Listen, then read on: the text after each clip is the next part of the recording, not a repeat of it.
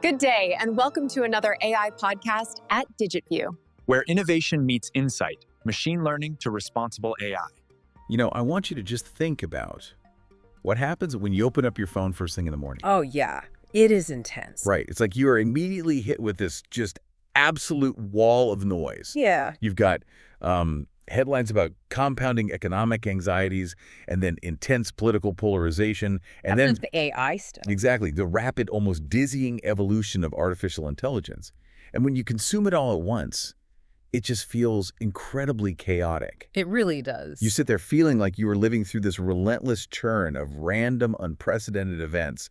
It's so easy to feel like humanity is just, being tossed around in a storm without a compass. Well, I mean, it's the default psychological state of the modern era, right? Yeah. We are conditioned from a very young age to view history as this linear timeline. Right, like a straight line. Yeah. We picture it as a string of unique, isolated incidents. One thing happens, and then another completely unrelated thing happens. Driven by, like, a specific president or a king or something? Exactly. Driven by the whims of individual leaders or maybe just sudden technological accidents.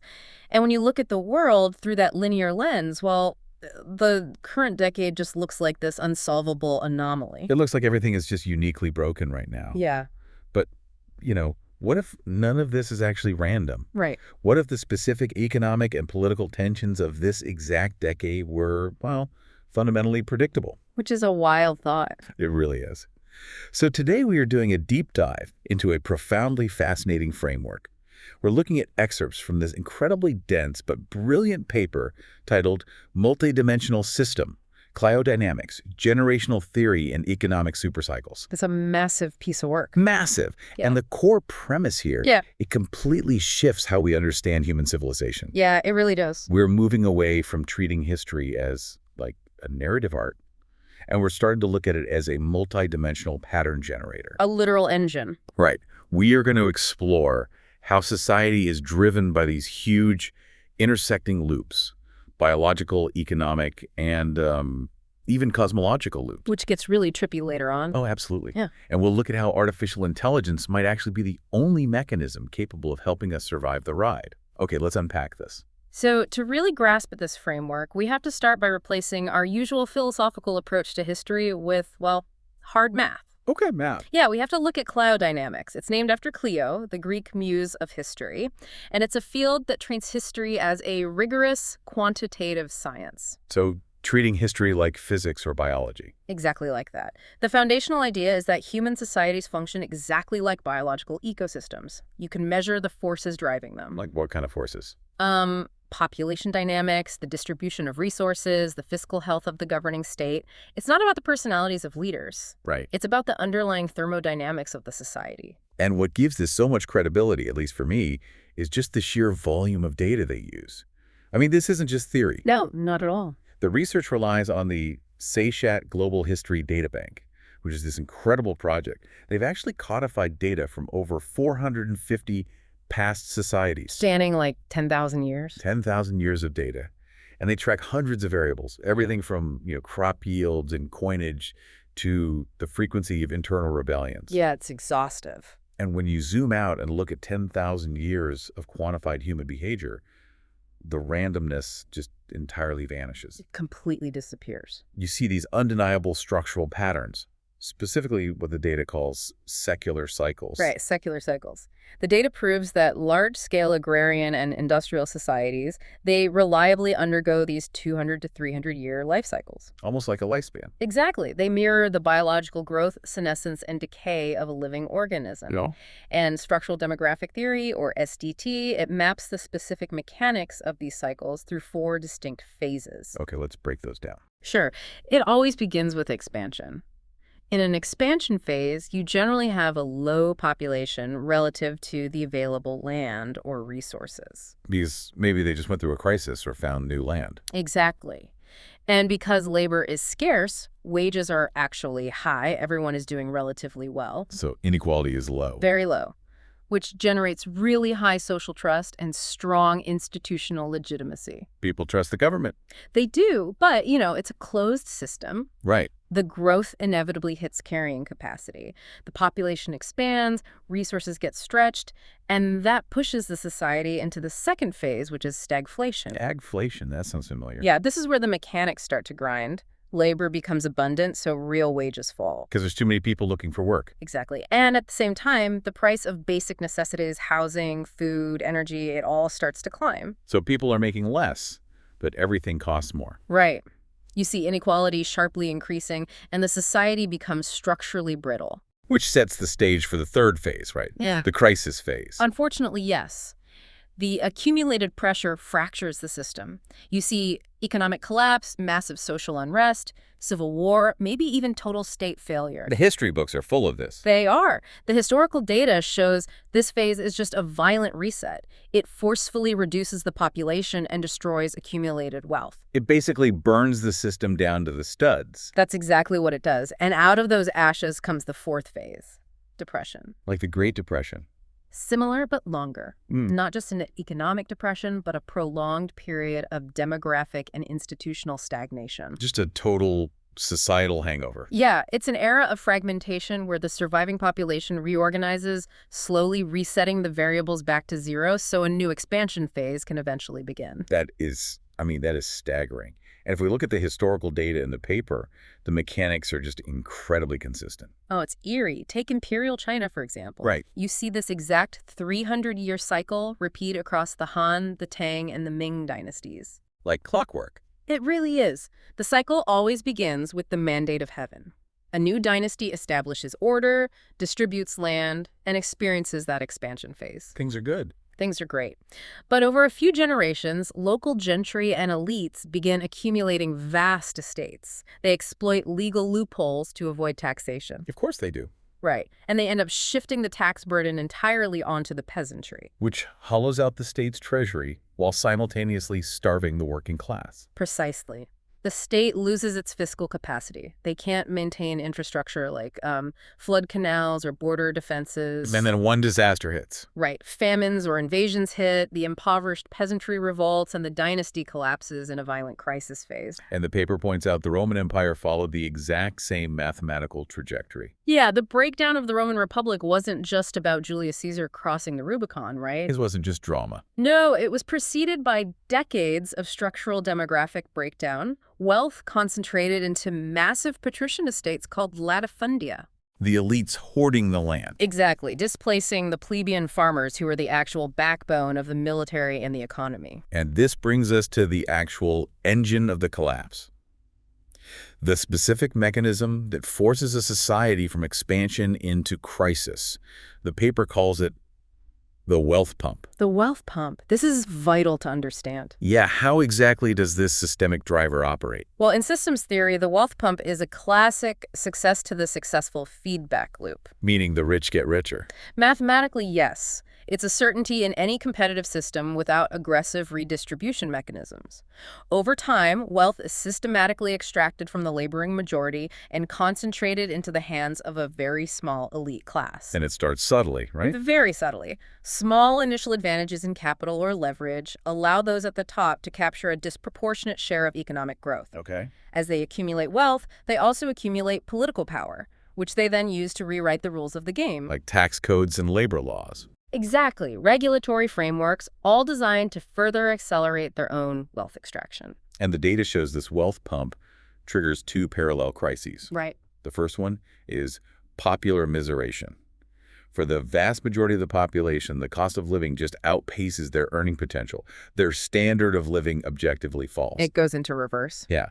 And when you have a massive demographic experiencing this popular immiseration, the mathematical models indicate a sharp rise in mass mobilization potential. The population basically becomes a powder keg. Right, because they have no stake in maintaining a system that is actively starving them. But here's the twist. Popular immiseration alone rarely causes a systemic collapse. Wait, really? Yeah, peasants can be immiserated for centuries without successfully overthrowing a state. Mm-hmm. The truly fatal blow to a society is the second consequence of the wealth pump. Which is? Elite overproduction. Now, this is such a counterintuitive concept. I mean, we usually think of having too many highly educated, wealthy people as a good thing. How does an excess of elites destroy a society? Because societal power is fundamentally a zero-sum game. Oh, I see. Elite overproduction occurs when a society's wealth pump generates far more wealthy, highly educated, and ambitious individuals than there are high-status positions available. There's only so much room at the top. Think of the societal pyramid. At the very top, there are only so many Senate seats, only so many Fortune 500 CEO roles, only so many prestigious academic chairs. Right. When the wealth pump creates 10 times as many elite aspirants as there are available slots, the competition becomes vicious. They start cannibalizing each other. Exactly. The elites who are locked out of the power structure, they don't just accept their defeat and go join the working class. They don't just go work in a grocery store. No, they become counter-elites. They are highly educated, they are extremely well-resourced, and they are deeply frustrated. A dangerous combo. Very. To gain power, they realize their best strategy is to tear down the existing order. Oh. They look at that powder keg of popular immiseration, and they light the match. They literally weaponize the grievances of the working class to fuel their own factional warfare against the established elites. When you map this data onto our current era, it gets incredibly real. It's sobering. The structural demographic models track the start of the current wealth pump phase in the United States and the United Kingdom back to the 1970s. Yeah, that's when the divergence really started. And when we plot the cliodynamic data from the 70s onward, the mathematical markers for wealth extraction, the stagnation of real wages compared to productivity, It all lines up. it does. And the extreme spike in elite overproduction, which they measure by the oversupply of law and advanced degrees relative to what the job market can actually absorb it, mirrors the exact pre-crisis periods of historical societies. Perfectly.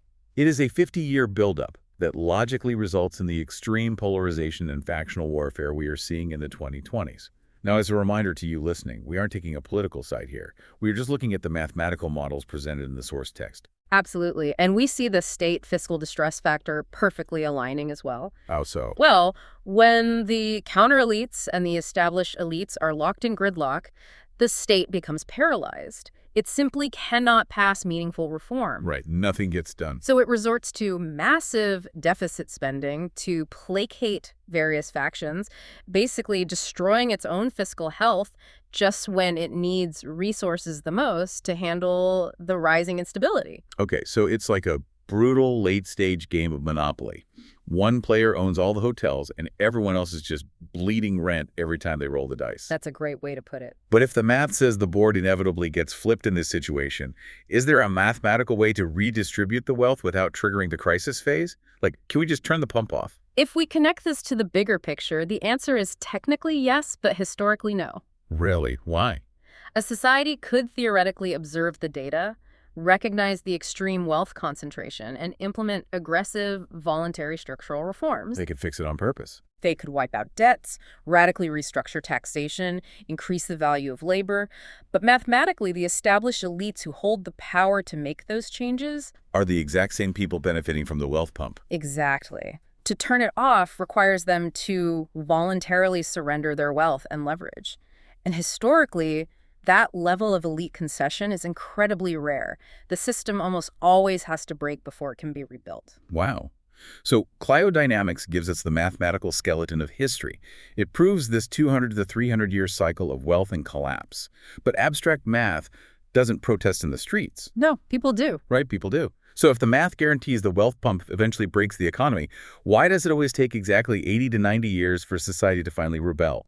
The math dictates the when, but human generations dictate the how. And that is the crucial bridge to the second layer of this multidimensional framework, generational theory. Specifically, the Strauss-Howe theory, right? Yes. While the economic structure operates on a 300-year cycle, human culture operates on an 80 to 90-year cycle known as a seculum. A secular. Yeah, and the length of a seculum is biologically determined.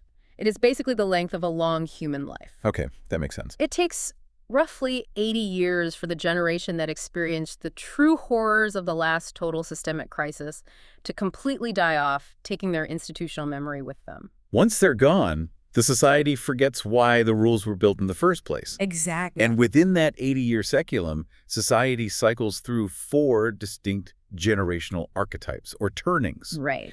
And what's fascinating here is how these generations react to each other. It's this continuous pendulum swing between the power of the institution and the autonomy of the individual. Let's trace the mechanics of these turnings because it's fascinating. The cycle always begins with a high, the first turning. Okay. A high occurs immediately following a massive historical crisis. The society has just survived a collective trauma, so the demand for order, conformity, and strong institutions is absolute. You just want things to be stable and safe. Right. In recent U.S. history, this was the post-World War II era. The generation that comes of age during a high embodies what they call the artist archetype. Be artist. They are adaptive, compliant, and focused on quietly building the sprawling institutions their elders demand. But, the very success of that high creates the conditions for its own destruction. Always. The institutions become so massive and so conformist that they start to feel suffocating to the next generation. Yeah. And that friction triggers the second turning. Yeah. The awakening. Right. During an awakening, the youth actively rebel against the sterile, heavily engineered world built by their parents. They attack the institutions in the name of spiritual or cultural autonomy. Like the 1960s. Exactly. The consciousness revolution of the 60s and 70s. The generation coming of age here represents the prophet archetype. Prophet. They are idealists, highly moralistic, and completely disinterested in maintaining the pragmatic machinery of the state. Because the prophet generation spends their youth attacking the institutions, those institutions eventually weaken. They crack. The culture fragments, which drops us right into the third turning. The unraveling. Yeah, the unraveling. This social mood shifts from high-minded idealism into cynical pragmatism and individualism. Everyone kind of retreats into their own tribes. This maps perfectly to the culture wars of the 1990s and 2000s. Exactly. And the youth coming of age here are the nomad archetype. They grow up in a world where institutions are visibly failing, so they learn to trust no one but themselves. Right. They're highly resourceful, but deeply, deeply alienated. And that profound alienation, combined with those weakened, distrusted institutions, well, it leaves a society entirely unprotected when the economic wealth pump finally reaches its breaking point. Boom. Yeah, that convergence triggers the fourth turning, the crisis. The old social order is definitively destroyed. It's the reset. Historically, the last fourth turning encompassed the Great Depression and World War II. And the generation that comes of age during a crisis represents the hero archetype. The hero. They are civic-minded, highly collective, and their historical burden is to physically resolve the crisis and forge a new institutional order, which resets the cycle back to a high. And looking at the timeline, we are deep inside a fourth turning right now. We are right in the thick of it. We are in the crisis phase. But the mechanics of this modern crisis are completely different from the 1940s. Very different. The previous fourth turning was resolved through kinetic industrial warfare, nations mobilizing millions of bodies to fight over physical territory. But today's crisis is defined by a truth deficit. A truth deficit. It is a war of synthetic information. Right. The defining weapon of our fourth turning isn't a tank, it's the algorithm. We are facing an unprecedented deluge of synthetic realities. Deepfakes, algorithmic radicalization. Hyper-targeted psychological manipulation. The crisis is essentially an epistemic collapse. The fundamental trust required for society to just agree on a shared reality has completely evaporated. People can't even agree on basic facts anymore. Exactly. And AI is simultaneously the catalyst accelerating this fragmentation and potentially the only tool capable of parsing the noise. Which places an unimaginably heavy burden on Gen Z and Gen Alpha. It really does. According to the generational clock, they're the ones forced into this hero archetype. They have to resolve the truth deficit. No pressure. Right. They have to determine whether AI becomes a decentralized tool for human empowerment or an invisible mechanism for total authoritarian control by a small techno-elite. That's the battleground. But there is a massive paradox here. We are expecting Gen Z and Gen Alpha to be the heroes who slay the algorithmic dragon. Yet these are generations raised entirely within the algorithm's belly. That is the irony. Their dopamine receptors, their social dynamics, their entire cognitive development has been shaped by the exact synthetic information systems they are supposed to dismantle. Are we expecting the fish to drain the ocean? How does a generation raised by the algorithm fight the algorithm's truth deficit? This raises an important question, perhaps the most critical question of our current seculum. How does the fish drain the ocean? Yeah, how? Generational theory suggests that the hero archetype never relies on the obsolete tools of the past. The prophet generation might try to regulate AI using 20th century legal frameworks, but that will fail. You can't legislate this away with old laws. No. The hero generation's native fluency in digital environments is actually their advantage.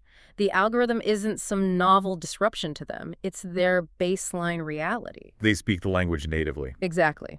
Because they intuitively understand the mechanics of synthetic information, they are uniquely equipped to recognize its manipulations.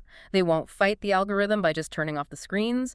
They will fight it by engineering counter-algorithms, building decentralized verification protocols, and creating entirely new cryptographic models of trust. So we have the economic cycles of the wealth pump and the cultural cycles of the seculum. But the tools these generations use, the actual architecture of their world, is driven by the supercycles of human innovation. If we want to understand how AI is going to reshape this fourth turning, we have to look at Kondratiev waves. Nikolai Kondratiev. He was an economist who identified these massive 40 to 60-year macroeconomic supercycles, which we now call K-waves. K-waves. While cliodynamics tracks the 300-year rise and fall of empires, K-waves track the underlying technological paradigms that actually power those empires. So, explain the physics of these waves. Why does a technology exhaust itself exactly every 50 years? And why don't we just have a smooth, upward curve of constant innovation? Because of the marginal return on investment. Okay. Every K-wave moves through 4 phases: spring, summer, autumn, and winter. In the spring, a revolutionary new technology is introduced. It radically increases productivity. Like the invention of the steam engine. Exactly. Capital floods into the real economy to build the new infrastructure factories, railroads, fiber optic cables. This drives massive job creation and real economic growth. The summer is the peak of this integration. But eventually, the infrastructure is built. The market saturates. Exactly. We enter the autumn phase. The fundamental technology matures, meaning the cost of producing the next unit drops, but the profit margins also collapse. Because everyone already has one. Right. Investors realize they can no longer make massive returns by investing in the production of this technology. So capital flees the real economy and moves into financial speculation. Ah, I see. You see a massive boom in the stock market, credit expansion, and debt. The financial economy completely divorces from the real economy. Which guarantees the winter phase. It does. The speculative bubble bursts. The debt unwinds. The economy falls into a severe depression. This winter phase is basically a brutal period of restructuring where the deadwood of the old technological paradigm is cleared out to make room for the spring of the next wave. And you can trace this flawlessly through the industrial age. The first wave in the late 1700s was driven by the steam engine and mechanized textiles. The winter of that wave hit in the 1840s. The second wave was railways and steel, which exhausted itself in the long depression of the 1870s. The third wave was electricity and heavy engineering, peaking in the roaring 20s and crashing into the winter of the Great Depression. It's so predictable, it's scary. The fourth wave was automobiles and petrochemicals, ending in the stagflation of the 1970s. And that brings us to the wave we just lived through, the fifth wave. Computers, telecommunications, and the internet. Our wave. That wave started at spring in the 1980s. But looking at the data, the pure digital internet economy has entered its winter phase. Yes, it has. The massive tech layoffs, the extreme financialization of the sector, the collapse of ad-based revenue models. It is the classic exhaustion of a mature paradigm. We are currently in a highly volatile transition zone. We are exiting the winter of the fifth wave and attempting to enter the spring of the sixth Kondratiev wave. And the sixth wave is what? It's defined by artificial intelligence, biotechnology, quantum computing, and green tech. The fundamental shift is from the digitalization of information to the integration of intelligence into physical matter. But the architecture of this sixth wave is fundamentally different from the previous 5, isn't it? Historically, the West, specifically the US and Europe, monopolized these innovation centers. They drove the previous waves. But this new wave is multipolar. The infrastructure of the future is being built simultaneously across entirely different geopolitical ecosystems. And the geographic distribution of this wave will totally define the 21st century. Look at the specific innovation nodes the paper points out. Right. China is executing a massive state-directed AI integration, optimizing everything from smart cities to national supply chains with top-down precision. Very centralized. While India is taking a completely different approach, they are pioneering open-source digital public infrastructure, Like what? digital identity, unified payments, creating an ecosystem that scales for 1 billion people outside the traditional Western banking system. Meanwhile, the Middle East is aggressively leveraging its sovereign wealth to transition into a post-carbon economy, experimenting with AI-driven, climate-resilient megacities. It's a multi-threaded engine this time. But the transition between these waves is incredibly dangerous. The winter to spring transition is historically where major wars and social revolutions occur because the friction is just immense. The friction really lies in the labor market. The sixth wave promises to optimize resource allocation, but to get there, AI will first dismantle the bureaucratic and cognitive labor structures of the fifth wave. It's going to wipe out jobs before it creates new ones. Exactly. If the destruction of the old economy outpaces the creation of the new economy, we face a catastrophic acceleration of the wealth pump we discussed earlier. Think of humanity right now as a trapeze artist. Okay. We are swinging on the fifth wave bar of the internet economy. Right. To survive, we have to let go of that bar and catch the sixth wave bar, the AI economy. We are in midair right now. A scary place to be. Very. The old jobs are vanishing, but the new societal safety nets haven't been built. If AI is supposed to be the safety net, what happens if it just accelerates the fall of the old industries faster than we can reskill the labor force? We don't touch the bar, we hit the ground. That's the nightmare scenario. The wealth concentrates into the hands of a few AI monopolies so fast that the Cliodynamic cycle just snaps and the society collapses before the spring even arrives. That is the precise danger of a Kondratiev winter. Technological innovation without aggressive, proactive social governance is basically a death sentence for the laboring majority. We can't just let it sort itself out. No, we cannot rely on the free market to smoothly manage a transition that fundamentally alters the very nature of human work. We require a completely new macroeconomic framework that values human stability as highly as algorithmic efficiency. And to understand why this specific wave is so incredibly disruptive, we have to zoom in even closer. Yeah. We have to stop viewing AI as just another technology like the steam engine or the automobile. This is a huge paradigm shift. We have to recognize it for what it truly is, an evolutionary biological leap. This requires a profound cognitive shift. We have to understand the mechanics of recursion. Recursion is mathematically described as the universal solvent of complexity. The universal solvent of complexity. Break that down for us. What does recursion actually look like in physics or biology? Recursion is simply a feedback loop. It occurs when a system's output is fed back into itself as its next input. Like a microphone getting too close to a speaker? Kind of, but productive. The system repeatedly references and modifies its own structure. Think of a fractal, where a single geometric pattern repeats at infinitely smaller scales to create immense complexity. Right. In biology, recursion is the core driver of life. The metabolic loops of a cell, the replication of DNA, these are recursive processes. Complexity doesn't emerge from some complex blueprint. It emerges from a simple rule applied to itself millions of times. And this leads us to nature's algorithm, the basic mathematical formula for evolution. Evolution equals variability plus selection plus reproduction. It's a decentralized, iterative feedback loop. There is no master architect designing a bird's wing. The algorithm simply runs genetic variations, the environment selects the most efficient ones, and those reproduce. Run that loop for 1 billion years and you get incredibly complex, intelligent life. And here is where the paradigm truly shifts. Artificial intelligence is not a digital metaphor for evolution. It is a literal continuation of nature's algorithm, operating in a new physical substrate. We have moved from carbon-based evolution to silicon-based evolution. Exactly. A literal continuation. That completely changes the framing. The underlying mechanics are functionally identical. When we train a large language model or a neural network, we use error correction feedback loops. Right. The algorithm tries a path, measures its error rate, and recursively adjusts its internal weights to improve. This is the exact mechanism of a genetic mutation being selected for survival. It's doing evolution and fast forward. What this implies is that intelligence, learning, and adaptation are not uniquely biological phenomena. They are substrate independent. They are the inevitable emergent properties of recursive systems, processing information over time. If AI is evolution continuing in silicon, what happens to us? The biological, carbon-based humans. The analytical framework suggests we are currently undergoing a major evolutionary transition in METI. In evolutionary biology, a MET occurs when previously independent individual entities are forced to merge to form a single, higher-level organism. Give us an example of that. Billions of years ago, independent single-celled organisms merged to create multicellular life.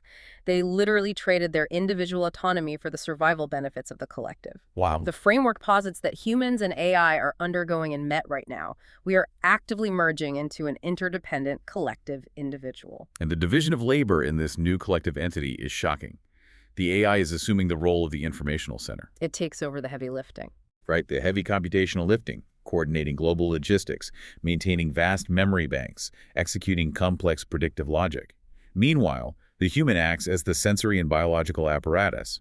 We provide the physical embodiment, the raw sensory data collection, and the reproductive continuity of the biological hardware. And this symbiosis introduces a mechanism that breaks the speed limit of biological evolution. We are transitioning into a hybrid Lamarckian Darwinian system. Let's explain that, because this is where the speed of AI becomes truly alien. Darwinian evolution is painfully slow. It is. In a pure Darwinian system, a species only adapts through random genetic mutations across successive generations. For a beneficial trait to spread, organisms have to die and the survivors have to reproduce. It takes thousands of years. Right. But Lamarckian evolution, an older, previously dismissed theory, suggested that an organism could acquire a trait during its lifetime, like a giraffe stretching its neck, and pass that exact physical trait directly to its offspring. Which biology forbids, but silicon allows it. Precisely. AI operates via Lamarckian mechanics. When a single autonomous vehicle in a fleet encounters a novel driving situation and learns how to navigate it, it updates its code. And then every car knows it. Instantly. That updated trait is instantaneously transferred to every other vehicle in the global network. It evolves without requiring a generational reproductive cycle. By merging human society with an AI infrastructure that evolves at Lamarckian speeds, our coevolutionary trajectory is accelerating exponentially. Here's where it gets really interesting. Yeah. We are already seeing physical, biological changes in the human body as a result of this. Yes, the physical rewiring. Our brains, these ancient, highly plastic organs, they literally physically rewire themselves based on environmental demands. Because we are aggressively outsourcing our cognitive tasks to AI, we don't memorize phone numbers, we don't navigate using maps, we don't even retain basic historical facts anymore. We are removing the metabolic demand on our memory centers. Use it or lose it. The data suggests an acceleration of an evolutionary trend towards smaller human brains.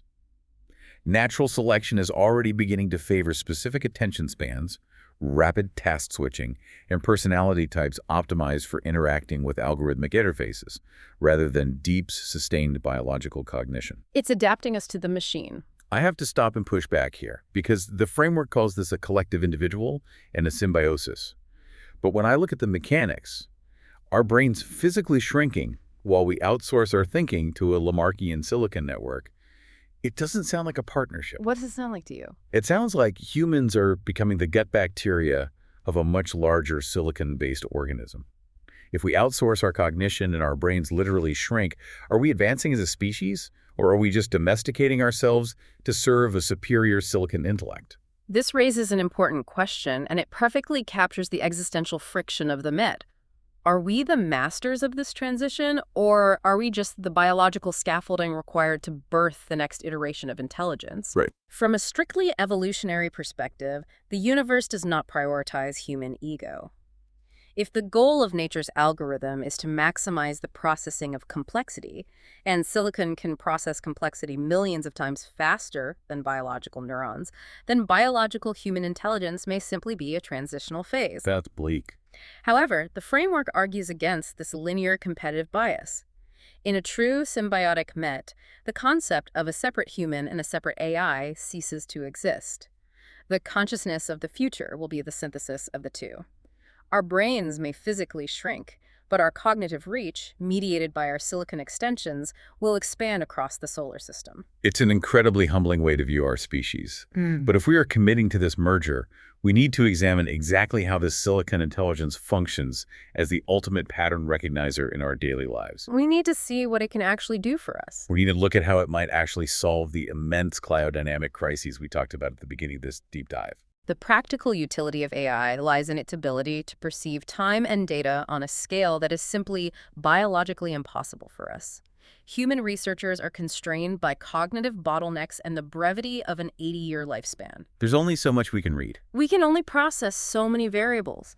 AI can analyze centuries of overlapping data sets simultaneously. In scientific research, it is already shrinking discovery cycles from decades down to months, running tens of thousands of simulated experiments every single day. Let's apply this pattern recognition to governance and societal stability, because the mechanisms described here are incredibly granular. They are very specific. The AI monitors vast oceans of unstructured data, global financial transactions, supply chain fluctuations, and billions of social media interactions. It can detect the mathematical signature of mass mobilization potential long before a human analyst ever notices a protest. And the specific biological and economic markers the AI uses to identify that popular immiseration are deeply sobering. It doesn't just look at GDP, it correlates micro-trends. Like what?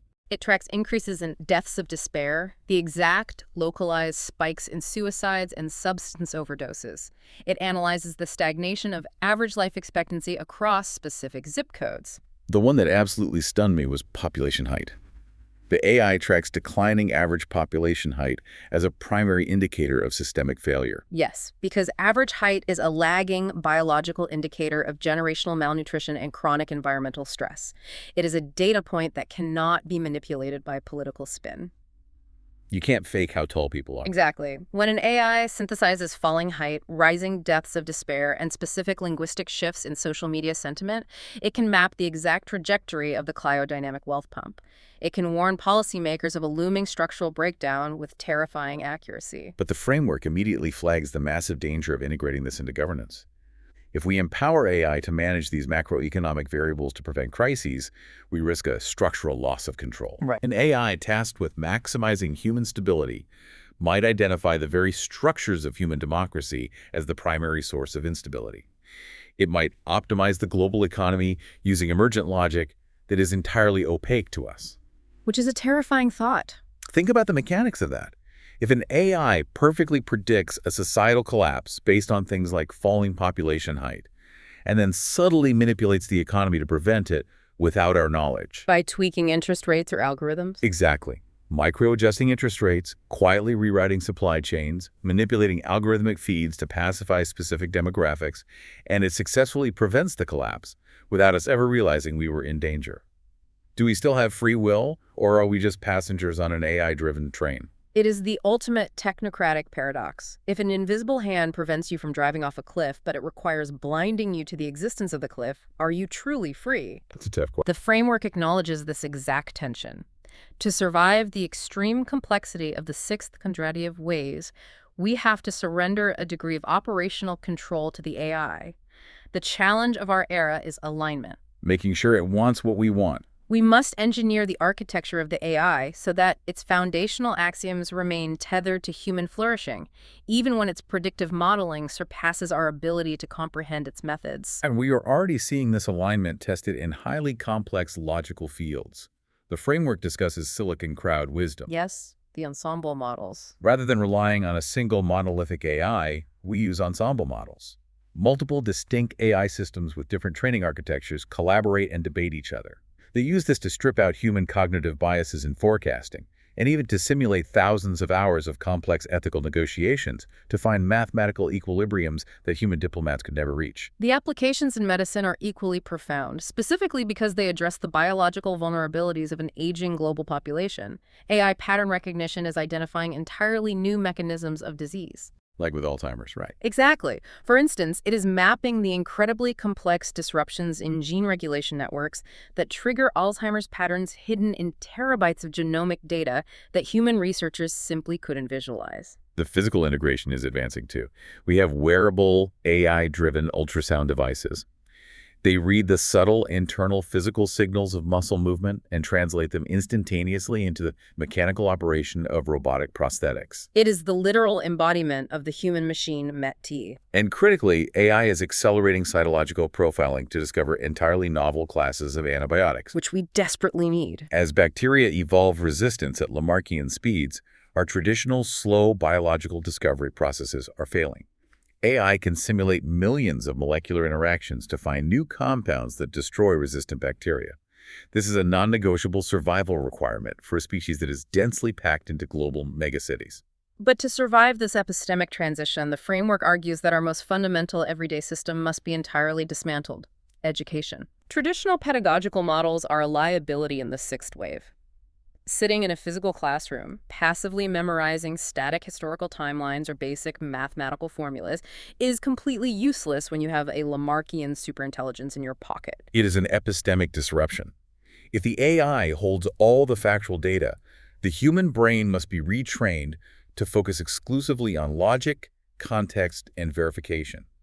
Education must shift to inquiry-based, dynamic learning. We have to change how we learn. The framework envisions students interacting with highly advanced AI simulations of historical figures or complex physical systems.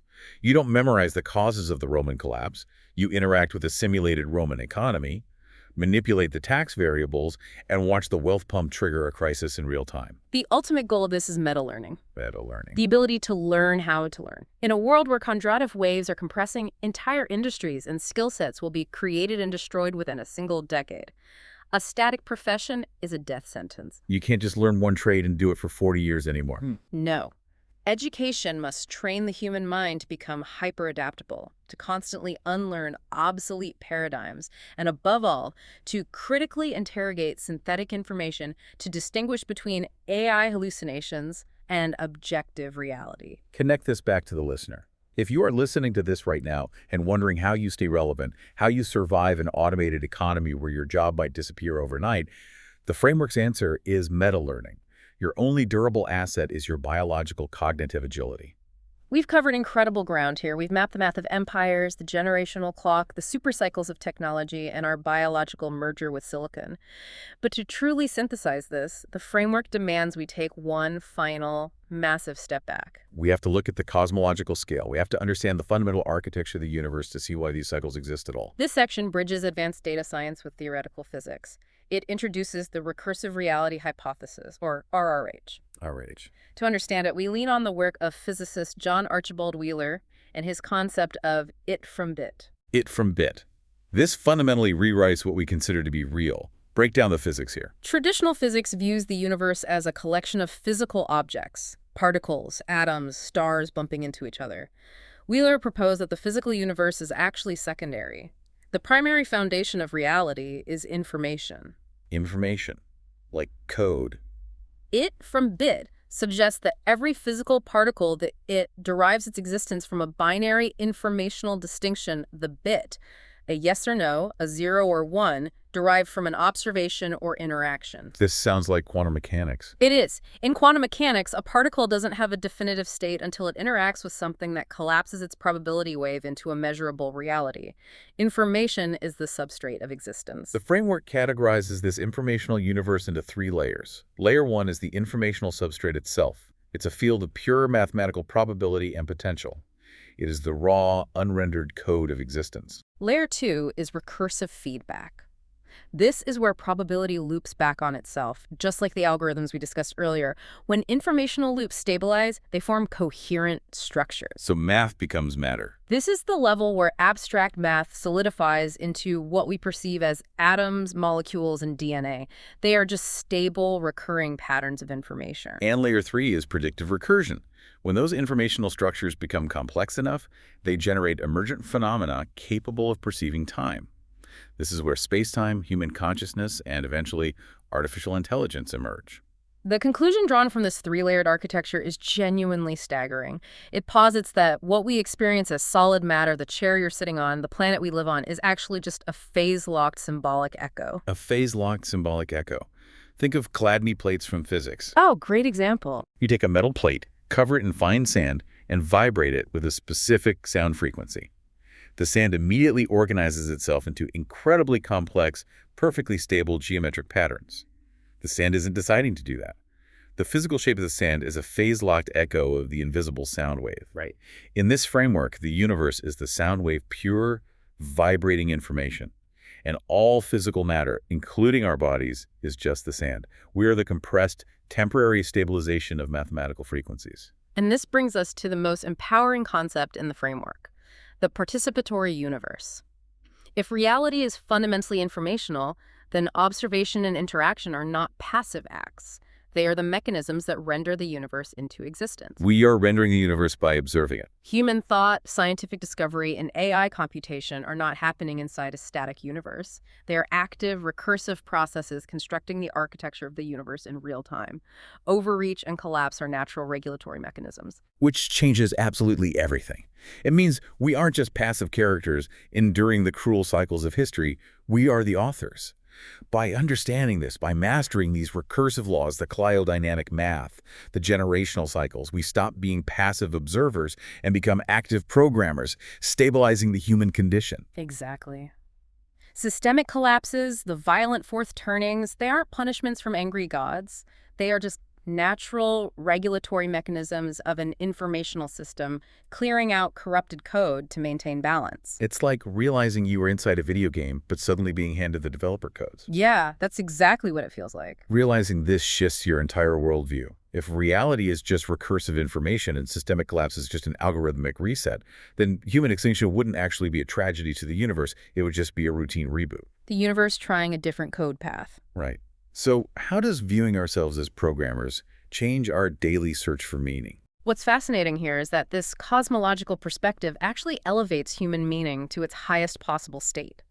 If the universe is a self-writing informational system, then our specific role as highly advanced conscious pattern recognizers is the pinnacle function of that system. We are the universe observing itself. We are the mechanism by which the universe attempts to understand itself.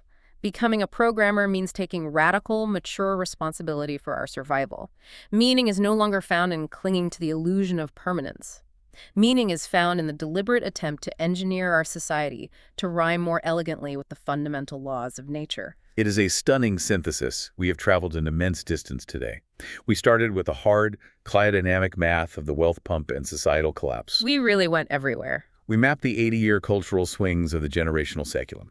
We examined the violent friction of Kondratiev economic supercycles, the physical evolution of the human brain as it merges with Lamarckian AI, and finally, we zoomed all the way out to see the universe itself as a giant participatory field of recursive information. It is a dense, comprehensive architecture. But the crucial takeaway is that the framework firmly rejects fatalism. It provides a specific, actionable map to transition humanity from anxious passengers to optimistic rationalists. There are 5 core strategic recommendations to stabilize our current cycle. Let's run through those final 5 strategies to ground this. Number 1, deinstitutionalize the wealth pump. Crucial. We must aggressively utilize AI macroeconomic modeling to fundamentally redesign taxation and resource distribution. We have to mathematically prioritize the value of human labor over the hyper-concentration of speculative assets. We don't fix the math, the system predictably burns. Number 2, foster human-AI complementarity. As we undergo this major evolutionary transition, we cannot blindly delegate all logic to the machine. We must consciously engineer systems that keep human ethical oversight and biological judgment directly in the loop, especially during high-stakes governance and security decisions. Number 3, advanced genetic and physiological resilience. We have to accept the biological strain of our dense, interconnected world. We must leverage AI to accelerate cytological discovery, map disease vectors, and proactively upgrade the human immune system against biological threats. Number 4, embrace lifelong meta-learning. We must dismantle static educational models. The focus of human development must pivot entirely to pattern recognition, critical inquiry, and cognitive adaptability. We must equip the emerging hero generation with the mental architecture to navigate synthetic information to keep the mandate of truth. And finally, number 5, stabilize the cosmological narrative. We have to mentally accept that friction, destruction, and renewal are the fundamental operating system of the universe. By adopting this perspective, we can cultivate the profound emotional and societal resilience required to survive the harsh winter phases of our economic and cultural cycles. It's about accepting the cycles instead of fighting them. We have covered a staggering amount of reality today. But there is one final lingering thought I want you to sit with after this deep dive is over.